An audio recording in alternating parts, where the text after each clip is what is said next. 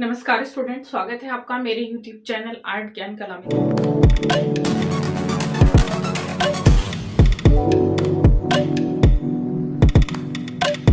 मैं हूं ज्योति चौहान आप लोगों के सामने। और देखिए, मैंने पीछे लिखा हुआ है, आज मैं थोड़ा सा मूर्ति कला के बारे में बात करूंगी, क्योंकि हम पढ़ते हैं मूर्ति कला के बारे में। मैंने आप लोगों को प्रागैतिहासिक काल पढ़ा है, सिंधु सभ्यता पढ़ा है, ऑलमोस्ट मैंने पढ़ा दिया है।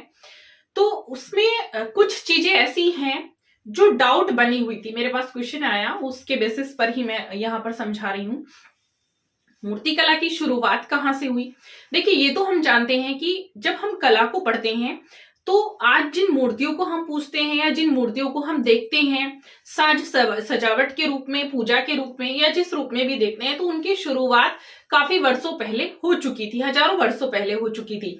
उन मूर्तियों को हम पढ़ते हैं तो उनका स्वरूप क्यों ना आज हम पीछे की ओर चलें कि पहले उनका स्वरूप क्या था, आज के समय में क्या है, क्योंकि उन मूर्तियों से पूछा जाता है। ठीक है, सिंधु सभ्यता से मूर्ति पूजा की शुरुआत हुई, मूर्ति कला की शुरुआत हुई। ठीक, आपने ये पढ़ा है अभी तक। तो आप देखेंगे उसी सिंधु घाटी सभ्यता से मैं कुछ लेकर आई हूं, बहुत ही इंपॉर्टेंट है, जो एग्जाम में आती है, कई बार आ चुकी है। उस मूर्ति कला को आज हम पढ़ेंगे कि एक्चुअल में उसका स्वरूप क्या है और उसके बारे में क्या क्या चीजें पूछी जा सकती हैं। तो आप पिक्चर देखेंगे साइड में, और मैं यहाँ पर समझा भी रही हूं कि आखिर उस मूर्ति कला की टेक्निक क्या थी, किस माध्यम में बनी थी।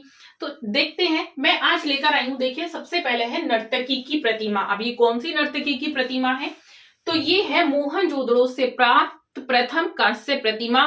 बिल्कुल सही समझा आपने, जिसका नाम है नर्तकी की प्रतिमा या प्रथम कांस्य प्रतिमा इसको हम कहते हैं, या हम इसे डांसिंग गर्ल भी कहते हैं। देखिए, इस प्रतिमा की खुदाई का काम अर्नेस्ट मैके ने किया था 1926 ईस्वी में। ठीक है, जिसका माध्यम आपको पता है क्या है, कांसा। ये कांसे में बनी है, मधुचिष्ट विधि, लोस्ट वैक्स में बनी हुई है। ठीक है, लोस्ट वैक्स कास्टिंग, मतलब उसको कास्ट करके। इसका मतलब हमें ये तो पता है कि सिंधु घाटी के जो लोग थे वो क्या जानते थे, वो कांसे को मेल्ट करके जो प्रोसीजर था उसको बहुत अच्छे से जानते थे।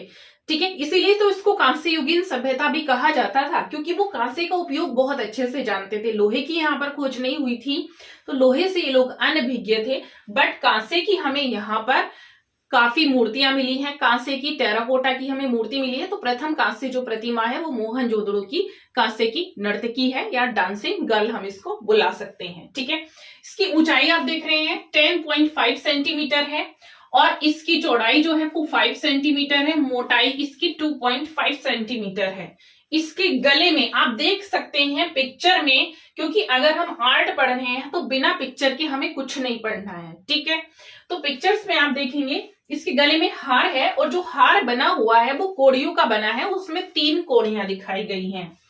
इसके हाथों में, अब अगर मैं पहले इसके गले में जो हार है उस हार की मैं बात कर लूं, तो देखिएगा जो हार यहाँ पर इसके हार है, और जो इसके हाथों में जो चूड़ियां पड़ी हुई हैं, क्योंकि चूड़ियां भी मैंने बताई है कितनी, 25 चूड़ियां हैं, तो ये हाथी दांत से बनी है। हाथी दांत की जो परंपरा है ये प्राचीन काल से ही चली आ रही है कि हाथी दांत के आभूषण बनाए जाते थे। ठीक है, तो इसके हाथों में कितनी चूड़ियां हैं? 25 चूड़ियां। आपने देखा होगा इसका जो एक हाथ है वो ऐसे कमर पर रखा हुआ है, और एक हाथ नीचे जंघा की ओर पड़ा हुआ है। इसके शरीर पर वस्त्र नहीं है, केस इसके कुछ आधे बंधे हुए जैसे हैं, जैसे पीछे बांध रखे हैं।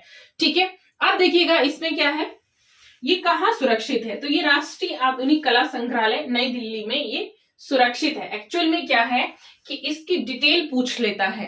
अगर आप पिक्चर्स को देख लेते हैं, किसी भी मूर्ति कला को, या मैं कहूंगी किसी भी आर्टिस्ट के चित्र को, या किसी भी शैली के चित्रों को आप ध्यान पूर्वक देख लेते हैं, तो आपको एक आइडिया पता चल जाता है कि अच्छा उसमें क्या कलर था, उसमें किस तरह की चीजें थी, क्या क्या चीजें उस पेंटिंग में इंक्लूड थी, उसका हाशिया कैसा था, उसमें आकृति जो बनी हुई थी वो किस रंग की थी, उसमें पेड़ पौधों का रंग कौन सा था, उसमें बादलों का रंग क्या था। तो ये जो इफेक्ट है और ये जो चीजें हैं, ये सब आपको पिक्चर देखने के बाद पता चलती हैं। ठीक है, तो आपको पिक्चर्स के बारे में क्लियर होना चाहिए। पहले आप पिक्चर्स देखिएगा, फिर इसकी थ्योरी पढ़िएगा। अगर आप इस तरीके से पढ़ेंगे तो मैं श्योर हूं आप लोगों को निश्चित ही सफलता जरूर मिलेगी और आपका क्वेश्चन कभी भी रोंग नहीं जाएगा। ठीक, तो आप कोशिश करेंगे कि आप इसी तरीके से पढ़ें। ठीक है, थैंक यू सो मच।